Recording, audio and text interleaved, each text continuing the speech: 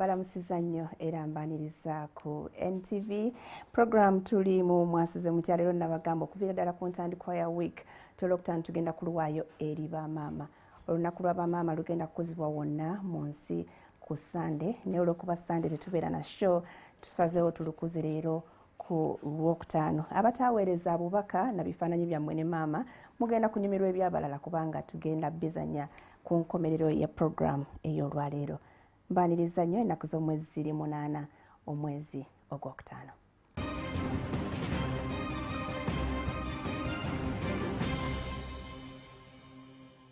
Katusooke tulabe ebimu ku bye tukolako bye tuteekateeka batuusaako ate dda mu ssaawa ezaffe ez'amawulire. Tulina omugga Nnyamwamba e Kasese nate oguzzeemu okubooga era abantu erudda eyo bali ku bunkenke we twogerera. Ekikwekweto kya poliisi e Masaka kiyodde abasawo ne bannansi 12 bano basangiddwa tebalina biwandiiko bibakkiriza kukola mulimu ogwo. Ate Burundi abantu 4 be baakattibwa mu kwekalakaasa okugenda mu maaso olwa President Pierre Nkurunziza okusaba ekisanja ekyokusatu. So ng'eggwanga lya Ivory Coast liweze ebizigo ebyerusa abasawo bagamba nti bye biviiriddeko bangi okufuna kansa. Tosubwa NTV at 1 akawungezi ne tonight.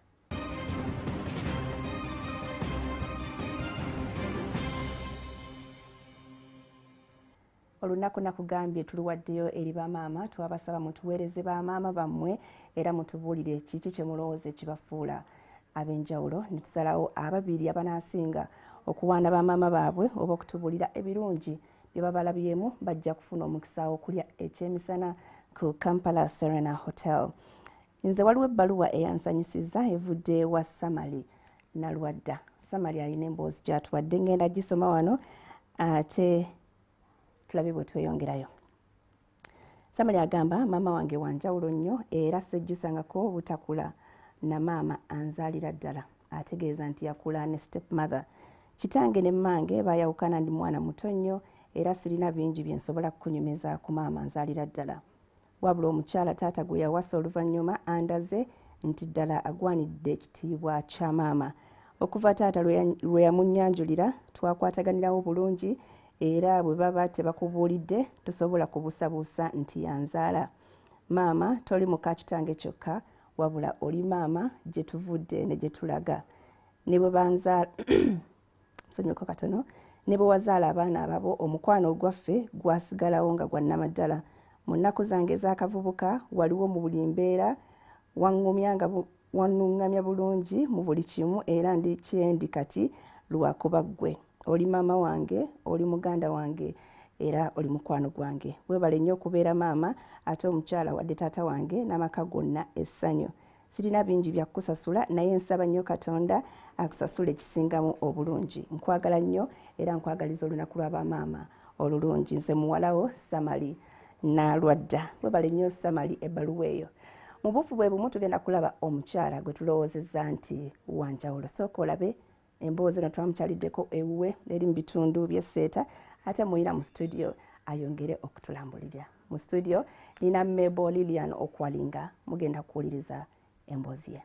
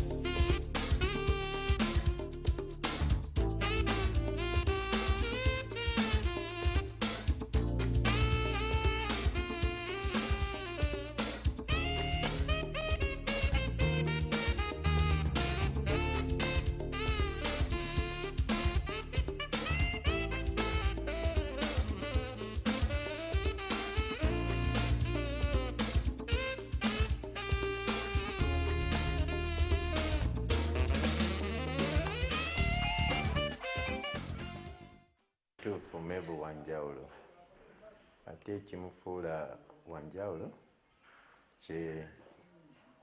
kyekuba nti ye ayagala nnyo Yesu Mebo abadde amanyi nti nina abaana kubanga yasomesako kubamu ku baana abo. Kati ekyo tekyamutiisa naye yagamba nti no ngenda okusaba. So ekyo kyamuyamba okukola ki? Okubeera mugumu kukkiriza kuba mukyala wange. Okusooka ebintu tebabadde bulungi. Wabaddewo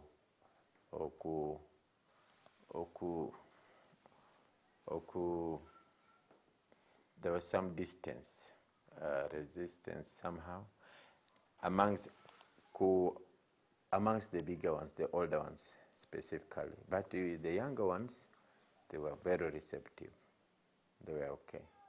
Nayogerako nabo ne bagamba nti no ndoza nze nasalawo okuwasa ku bwangu mangu nawasalawo okukola ki okuwasa nate mangu ya oluvannyuma ne bagenda mpola nga bategeera kubanga nate nze nakola ki nabeetondera kubanga they have feelings, and if that were their feelings, surely I had to say, well, I'm sorry, but I had to do what the Lord had directed me, and in the time He had directed me.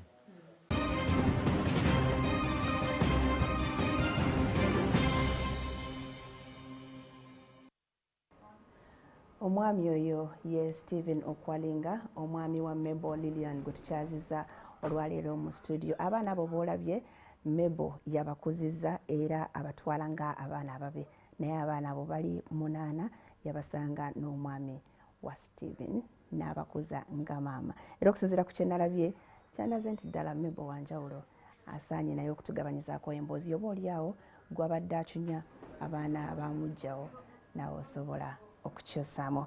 Mebo nkwaniriza mu studio. Niyanze nnyo. Kyebala olwaleero. Kale nnyo naawe. Omanyi ebbanga lyetamala ffenna naawe mu vidiyo ndowooza olabye kasimayira kakote kakuggwako kalimu ekyama.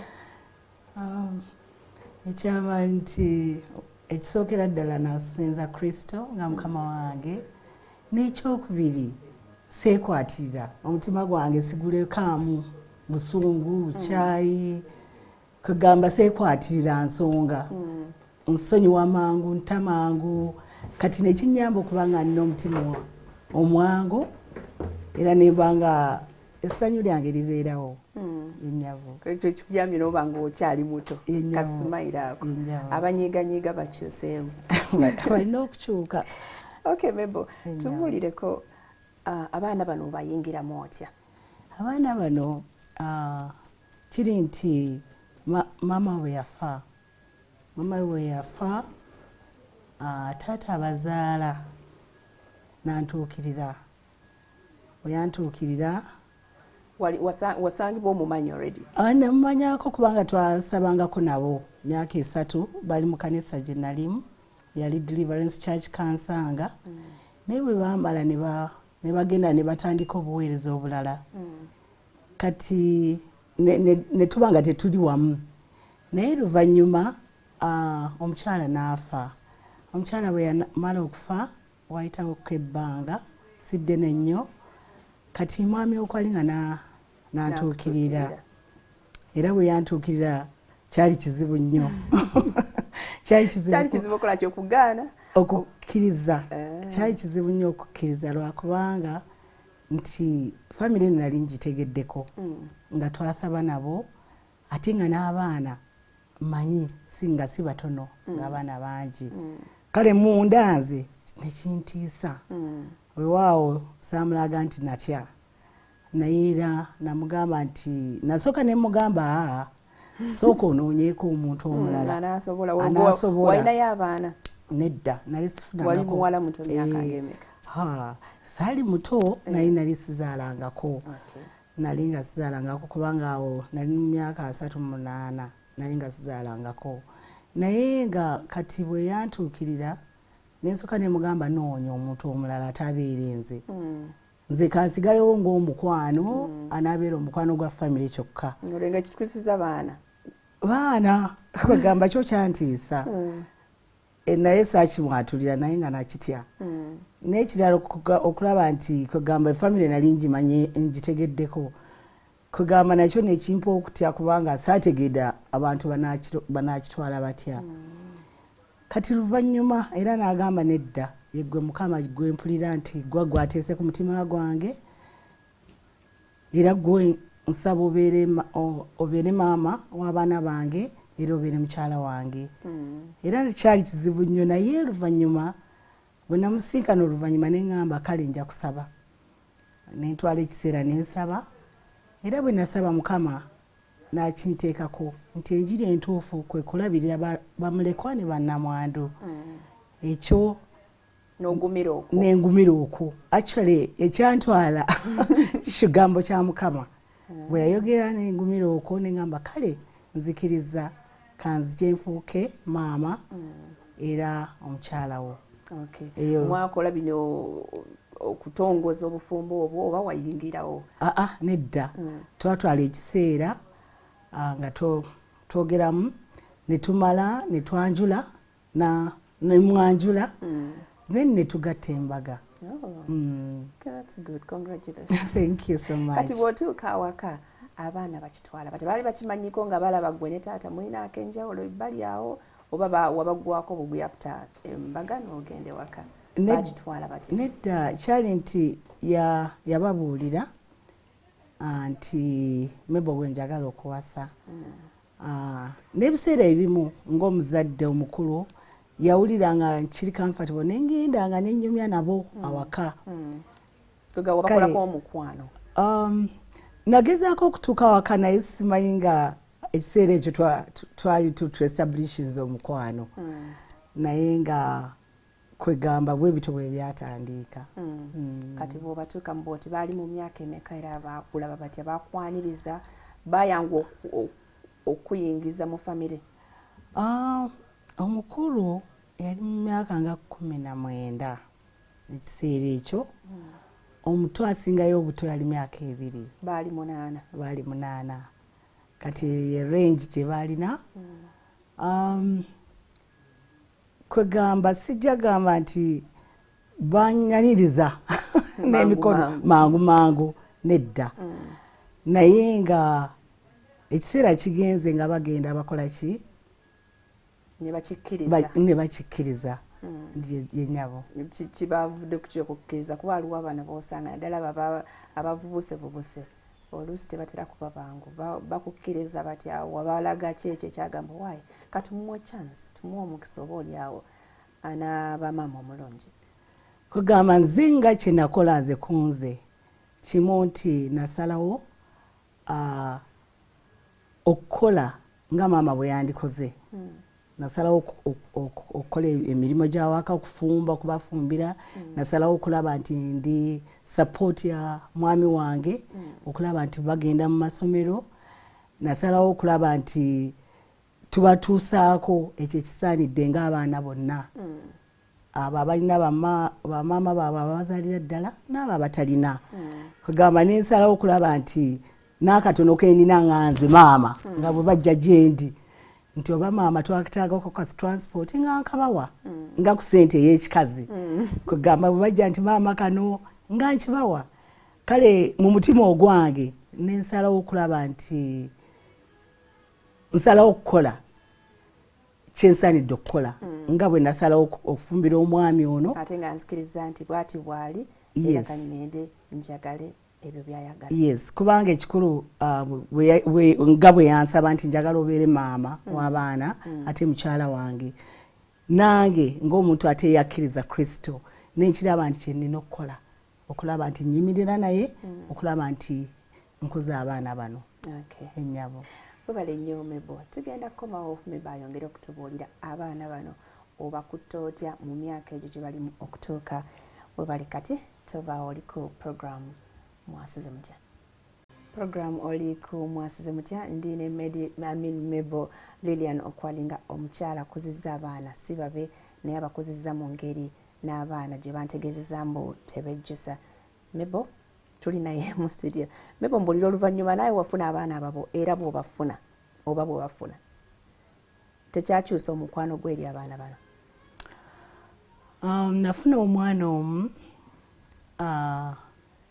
naye bwe namufuna tekyankyusa mutima gwange eri abaana bano kubanga nze nasalawo nti bano abaana Mukama bampadde era tekyankyusiza ddala era mutwala nga mwana wange ne bali 8 nga baana bange sirina mutima mulala ogubasosolamu oba ogubaawulamu naye mbatwala bonna nti ndina abaana era nina abaana 9. Okay, mwine embeera ye mwatuuka gwe n'abaana nga temukkirizganyiza kusika muguwa onoonya ddadi abeere ku sayidi yo n'abaana baagala ddadi abeere ku sayidi ye, embeera eyo yabangawo? Of course embeera yaliwo emirundi mingi nnyo nnyo naye nga nze maama kugamba kyenakolanga kwe kulaba nti omutima gwange siguteeka mu bintu bikyafu era nga bwe beerawo okusigagana nga nze nkireese ekirungi nti omwami wange ng'ayimirirawo n'agamba nedda nze nyimirira ku mazima gwe bw'oba okoze ensobi gw'omukyamu era abaana bwe baba bakoze ensobi be bakyamu kale kwegamba ebiseera ebyo byaliwo era byaliwoko n'ebintu ng'era si byangu nnyo naye nga ekyanyamba ng'omuntu kwe kulaba nti munze nzikiriza nti nakkiriza Kristo nga Mukama wange ate n'ekirala nga ngezaako kulaba nti nga Bayibuli bwegamba nti abakkiriza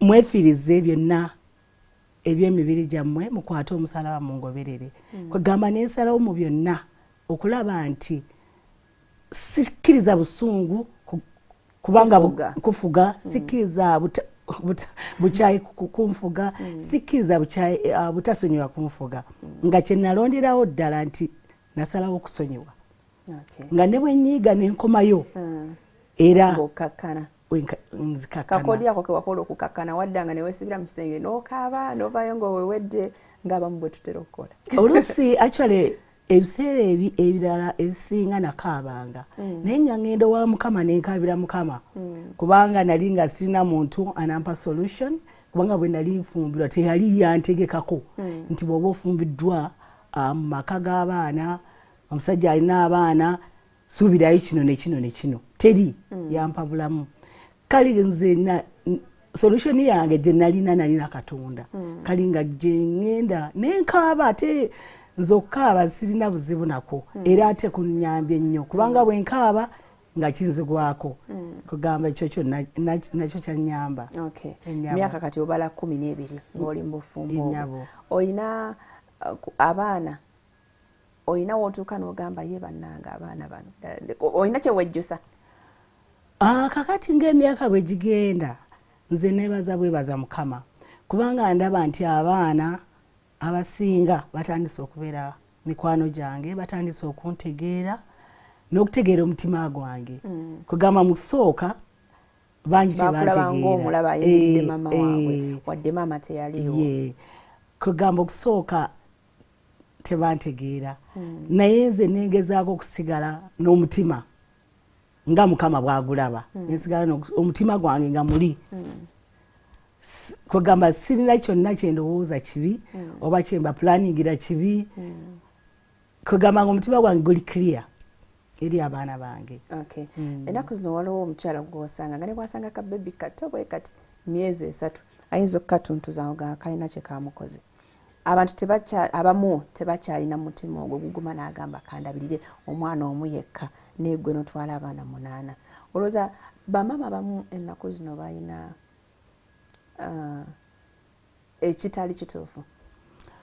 Kwegamba ekitali kituufu kiri nti mentality eyo eya ba step mothers bweyingira mu bantu bonna kiba kibi nnyo kubanga fe abakyala bwe tuba tufumbiddwa abaami abalina abaana tulina okutegeera nti nfumbiddwa omwami naye alina kyazze nakyo kati nakyo nina okukola ki? Okikkiriza. Kale kyova ndowooza nti mentality eyo eri mu bantu mindset eri mu bantu yenkyamu okulowooza nti bajja kwagala abaami baleka abaana ate ekitasoboka kubanga bano mugugu gwono ate musaayi gwe kwegamba nga bwe bagamba nti blood is thicker than water gwakulabye bukulu naye ono amwefunidde avuddemu ye kitundu kye kwegamba nekiba kibi nnyo okulaba nti bamaama basalawo okulaba nti bwe banaatuuka ne basanga omwana omuwere ng'oyo amutuluganye ate omwana ng'oyo yeesanze bwesanzi nti maama we taliiwo ali innocent kale kiba kibi nnyo ffe ba step mother okulaba nti tusanze abaana mu maka ng'omwana omuwere ow'emyezi 3 ate gwe n'oyagala omusindikirize ate ng'osazeewo okwagala taata we gy'omusanze nga ye yamuzaala nendowooza nti really kiba kibi nnyo eri ffe ba step mothers ennyabo tukyeteekamu kwegamba it's just a mindset ate kwegamba omuntu nalowooza nti kubanga omwana ali step child ajja kumpisa bw'atyo oba kuntulugunya kwegamba nze ebyo sibigenderako nnyo kubanga mba ndowooza nti kankole ekituufu nganze as a step mother okitegeera ebirala tebinkwatako as long as I've played my part I've decided to do the right thing it's upon my children to decide what they want. Yes. Waliwo omukyala ayingira mu baana n'agamba kambaleke bakule njabbawo emmere njabbawo obuliri nja kukola ki bakule naye nga tabagaidinze tabalungamiza mbu kino kyekirungi kubanga amanyisi yabazaala bye binaalaba ensi n'abitwala okitegeera that mentality banaalaba nze kasita mbawadde emmere maama kyakole waka naye n'atalungamya baana abo kyokka at the end of the day bajja kula era bakomewo nga kizibu kya taata waabwe ate ng'era gw'oli part of taata waabwe which means era nabo kizibu kyo bamaama abo oba wabula otya. Well, kiba kibi nnyo okulaba nga bw'oba otutte omwana w'omwami wo olina omulungamya olina omusomesa olina omuyamba okubeera ne future kwegamba nze nganze ntwala eddaala okulaba nti abaana bange bamanya ekiri mu bulamu era ne mbayigiriza nti waka we wasooka nga tonnabagenda wantu wonna responsibility esooka waka.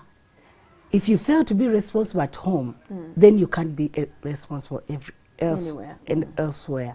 So nze nkiraba nga bamaama ba step mother tulina okukitwala as our responsibility bwe tubanga tufumbiddwa abaami bano nga balina abaana bano okulaba nti abaana tuba guidinga abaana tubawabula bwe baba bakoze ensobi tubawabule tetubaleka bulesi gamba nti kubanga tetubava mu nda zaffe ensi yeri basanga naye tulabe nti tubawabula tubayamba okulaba nga nabo tubasuubira okubeera ne future ennungi in that at the end of the day kugamba they can look back and appreciate that twalina omukyala wewayi yali tatuzaala naye waliwo kyeyatuyamba abalala ate kyebataafuna okusinzira ku experience gyazaafuna byalaba mu banne bwe bakwatagana ku ssomero ne bamunyumiza emboozi awo ate najjukira kumbe bambi omukyalo ono yatuyisa bulungi weewaawo oluusi emabega yali tasiimye agamba ndooza omukyalo ono ddala muntu mulungi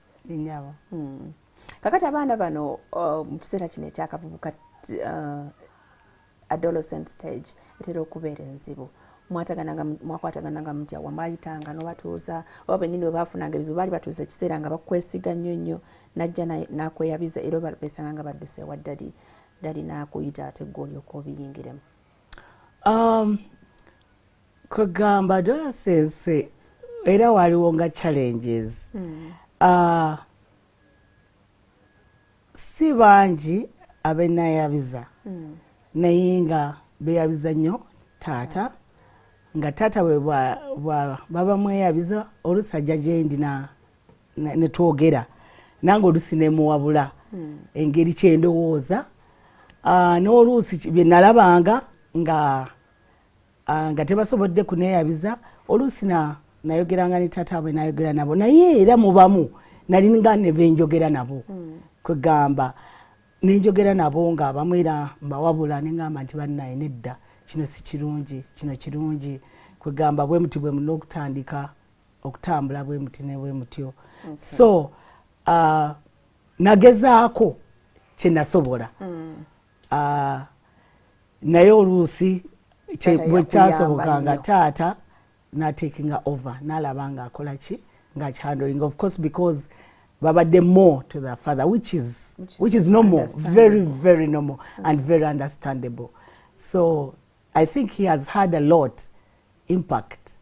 Yeah, me I've been a support naye nga ye abadde a big support, a very big support in that area. Okay, nababuziza ku Facebook mama omulungi yani Abdul Kagere agamba mama omulungi yoyo eyefiiriza buli kalina asobola okulaba nti abaana be babeera mu bulamu bweyagaza.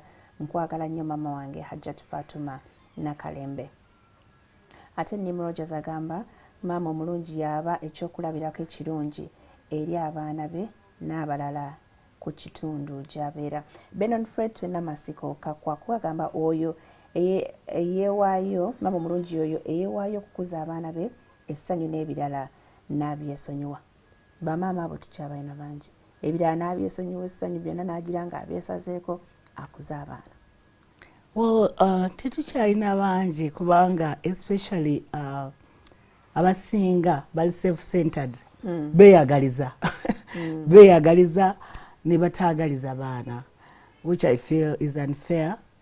Tulina okwagaliza abaana as much as possible, especially ebintu bye tulaba nti bwe banaaba tebabirina kijja bakosa obulamu bwabwe. Naawe mwennyini kigenda kukosa okuze mu kaseera otuuse obeetaaga. Yes. So tulina okulaba nti really we support them. We give them what we can. Si byakuboonoona, naye tubawa ebyo bye tumanyi nti tebijja boonoona, naye te nga kijja bayamba okulaba nti bakula bulungi, nga tebeegombye, tebabbye, kwegamba tebayingiridde mu mpisa ezitali ntuufu.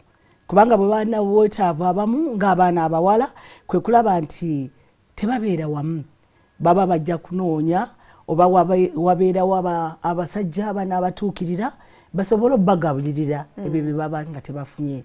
Kale kiba kirungi nnyo ng'omuzadde okulaba nti tufaayo ne bwe banga tufuna katini, naye mu katini ako okulaba nti tusobola okukagabana naki n'abaana baffe, tubatangaliza ebiseera eby'omu maaso. Okay, babale nnyo Mebo. Ana Masiga agamba kampe ekyokulabirako mama wange yazaala abaana 10 naye yasobola okubaweerera n'okukola buli n'okubawa buli kyetaago. Waliwo mu biseera ebibi ne mu birungi. Yabonaabonera abaana be nga waakiri alekayo okwambala naye ng'atwambaza ate n'atuliisa okutali kwemulugunya. Teyakuza ffe ffekka naye yakuzanga abaana ba community mwe tubeera era yabatanga ng'amatidde nti bali bulungi. Yatukolera amaka era embala simbi. Hello. Hello, avuddeko. Mama mulabye alwala nga nkuze. Okay, babale nnyo ekyokulabirako ekyo Masiga. Hello. Hello. Yes, sebo tukulamusiza nnyo. Hello. Yes, sebo. Hello, jebale. Kale sebo nawe jebaleko. Ali ku TV, bw'okuba essimu kendeeza eddoboozi lya TV tuwuliziganye bulungi nnyo. Nanyonga Florence agamba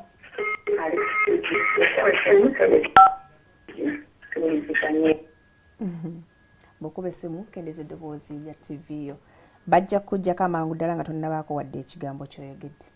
Essimu yo bw'ebanga tujuulira.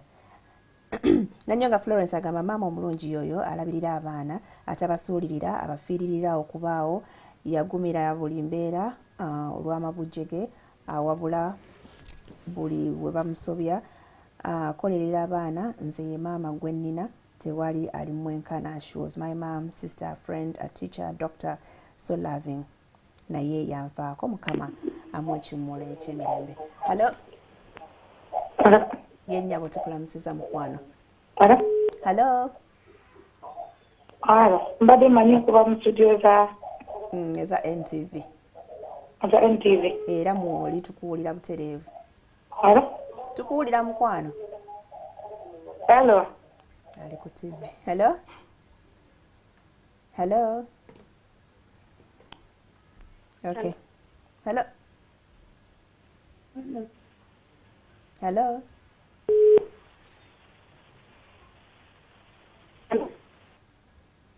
Tukuwulira mukwano yogera. Hello?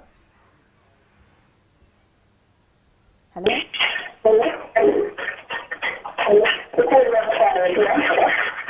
Okay.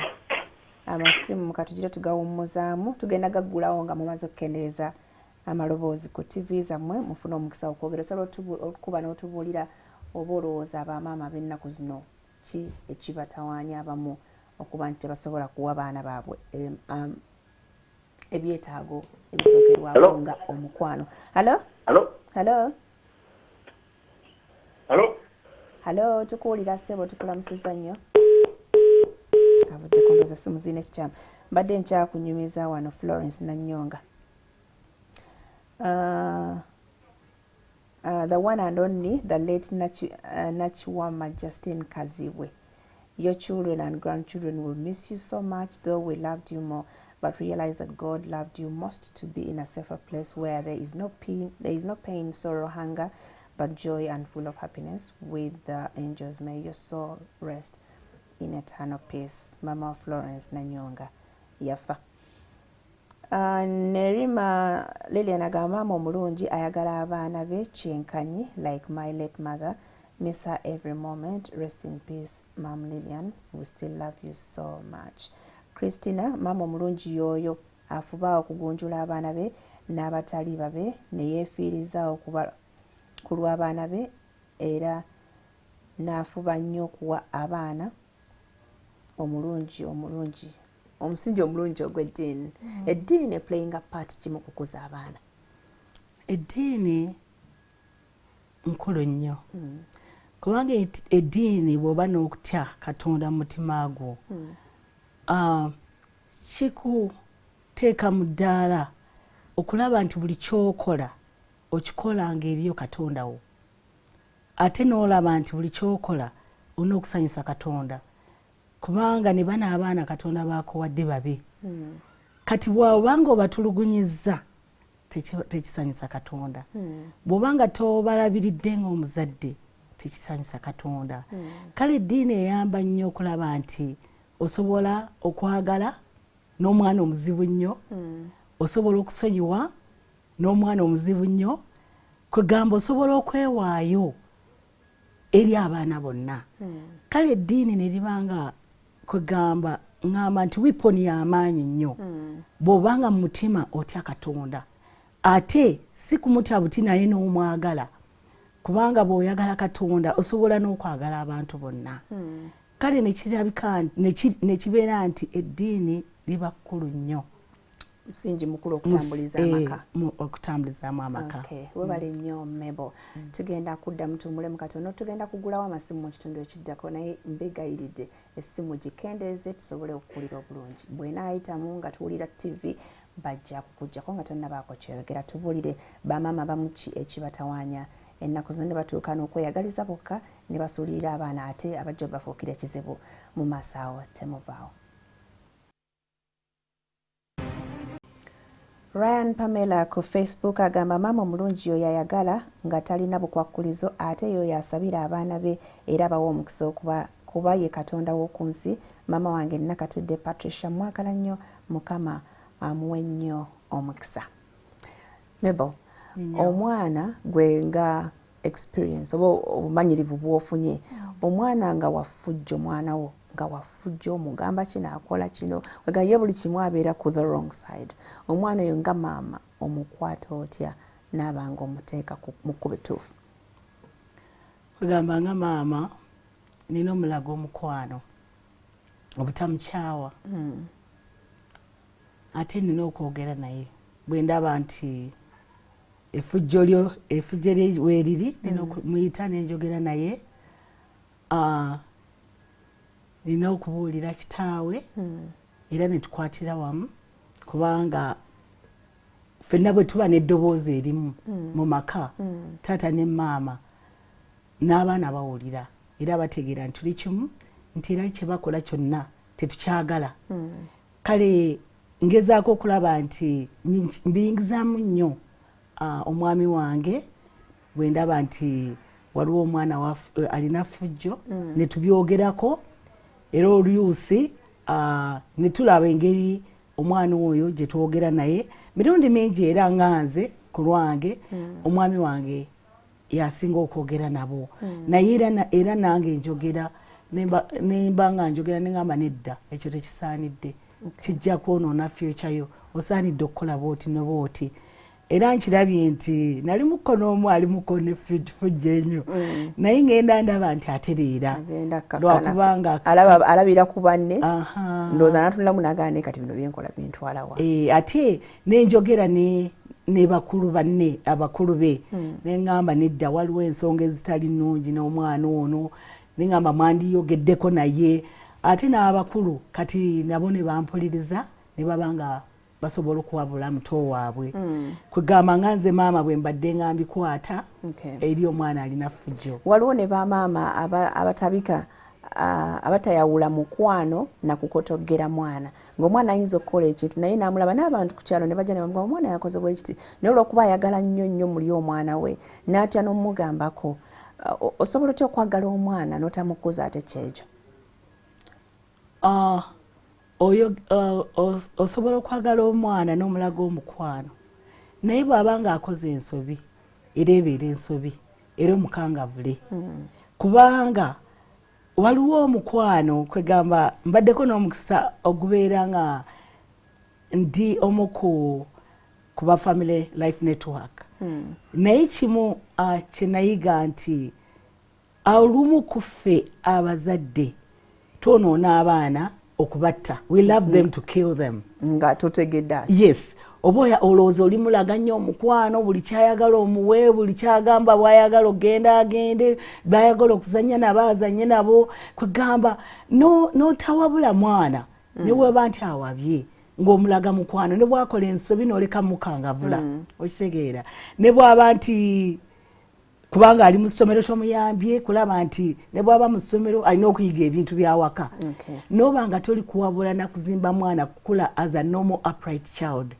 at the end of the day omwana ayonooneka eddembe ly'omwana likomawa kuba tulaba atuuka ekiseera ali mu S3 najja nagamba mami njagala kugenda wano kiro eddembe ly'omwana likomawa eddembe ly'omwana likoma mu kiseera nga yeetongodde ng'avuddewo waka kugamba awo weeritandikira kubanga bw'abanga akyali mu maka alina abamufuga era aba ali mu kasolya k'abazadde nga kisaanidde okulaba nti omwana kasita abeera ng'akyali waka mu makano g'abazadde ali accountable to the parents and the parents are accountable ku mwana oyo kale nekiraba nti kwegamba bw'aba ng'akyali mu mikono gy'abazadde omwana alina okulaba nti abazadde abatwala nga bazadde alina obbawulira n'okulaba nti at least balina okumuwabula si kubeera mu maka g'abazadde be ate n'asalawo okukola by'ayagala ku kiseera kyonna kwegamba ekyo tekibeera kirungi tekiri kifaananyi kirungi eri omuzadde n'eri omwana obale nnyo Mabel katuddemu tubaweeyo omukisa mukuba essimu ngenda kukwatayo essimu 2 that is if okubye nga TV eddoboozi teriri waggulu ate kukyankalanya maloboozi mu studio hallo Sebo yes Sebo tukulamusiza nnyo abale kuweereza kale Sebo naye weebale kale nyabo kaakati nsookera ddala okusiima omukyalo oyo yes Sebo nsookera ddala okusiima omukyalo oyo munaye bamama batono nnyo abasobola okukola kyakola avuddeko bambi katufuna omulala naye akusiimye hallo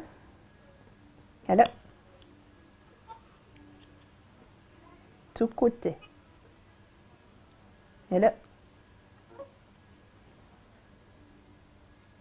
hallo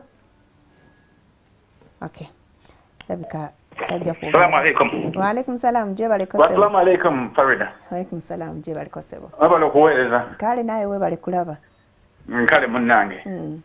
Webale okuleeta munnange madamu opalinga. Osiimye. Indeed, ensi emisinga abakyala mu class ya maama oyo.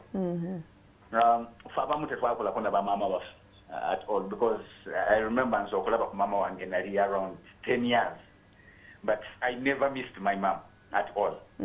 Actually, nalwawo nokimanya maama nzaala, not until I was around P3, P4. Njakizaayo era Farida ku kyatubadde tugiyako bulijjo nga tukayanako enkuza gye tukozizaamu abaana abava mu maka ogenda mu maka g'abasajja okufumbirwa tubakuzizza tutya tubanakyalinze tutya. Olwaleero ku trend ensi gyeriko tetusobola kufunayo Farida maama balinga maama oyo, tekisoboka. Kisoboka kuba nono tumuyina. Ku basics, because Farida fonna tuli wano twakulira mu family nga ziri polygamous. Naye ebintu abantu bagenze babitya, it's me and myself, nga mama wakugambye nti ennaku zino trend gyeri abantu bali selfish. Abantu babikamize so personal. Abantu bafaayo. So weerabira nti omwana gw'osiŋŋaanyi mu maka bw'omutulugunya ne matamuwa basics nga education ente ababo bwe bayitamu yajja okomawo ateme bano. Omulanga eri bamaama bamusiŋŋaana abaana bano tomanya nkya kiki bagenda kubeera be bayinza okubulula ate ababo nga bigaanyi.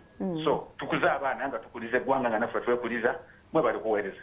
Kale ssebo webale nnyo endowooza yo ndowooza kisaaminze omwana bw'otamwagala agenda kukufuukira ekizibu, bw'otamuwa mukisa kukula nga omwana bw'alina okukula era agenda kutuuka mu maaso eyo akufuukira ekizibu. Mu bufunze tunaatera okufundikira tubuulire naye obubaka bwowa bamaama naddala nga tusemberyawo kuza olunaku lwa bamaama mu nsi yonna. Abannaye bamaama bakazi bannange njagala okwebaza olw'omukisa guno era njagala okumaliriza nga ŋŋamba nti tutwale obuvunaanyizibwa bwaffe Mukama bwe yatuwa, kubanga Mukama bwe yatutonda tuliwo okubeera ababeezi eri abaami baffe. Ababeezi tuliwo okuzimba, okuyamba, okusapootinga, okulaba nti buli kintu mu maka kigenda bulungi. Tutegeere nti bwe tuyingira mu maka gano Katonda atuwadde obuvunaanyizibwa nti oluvannyuma lwakyo era nga tuvudde ku nsi eno tujja kuba accountable eri Katonda. Tukoze tutya? Tukoze eki mu maka gaffe n'abaami baffe?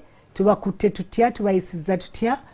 Tukoze eki n'abaana Mukama baatuwadde, abo be tusanze mu maka n'abo be tuzadde? Era kikulu nnyo okulaba nti ffe bamaama emitima gyaffe gitereera tuleme kubeera na bukuusa kwegamba nga okola kirala mu mutima gwo kirala, omwana omutulugunya ate otaata we bw'akomawo ate n'olaga nnyo ng'omwagala. Tubeere abantu aboogera ekyo kye tuli. Let us walk the talk. Okay. Webale nnyo Mebo oyogedde n'oyingira ne mu Lungereza. Kale webale nnyo Samali Nalwadda ebbaluwa yo y'emu ku ezo ebbiri ezalondeddwa era tujja kuba tukutegeeza ddi lwe munajja okulya ekyemisana ne maama wo ku Kampala Serena Hotel n'oli omuntu owokubiri naye bajja kuba bakutegeeza. Kati abaweereza ebifaananyi twasiimye nnyo era ebifaananyi byammwe bye tugenda okubalekera n'obubaka eri bamaama balungi. Tubeebaza nnyo era Mukama abawa omukisa mweyongera okubeera bamaama balungi eri abaana bammwe. Ensi yaffe bwe tutakuza maka tetugenda kukuza ggwanga. Buli omu anyweza amaka ge tukuze abaana balungi abataafuukira eggwanga lino ate ekizibu ekiyitiridde. Webale nnyo Mebo okujja naffe, naawe webale nnyo okulaba mwasize mutya. Tuddemu nate ku bbalaza mbagaliza weekend ennungi, musibe bulungi. Thank you.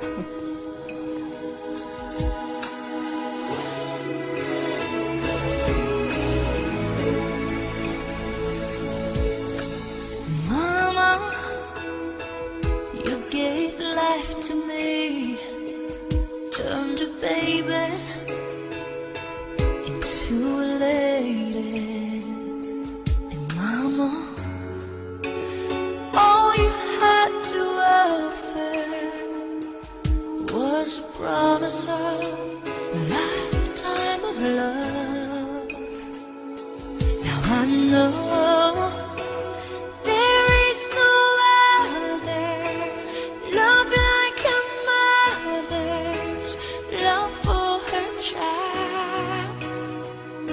And I know a love so complete, something I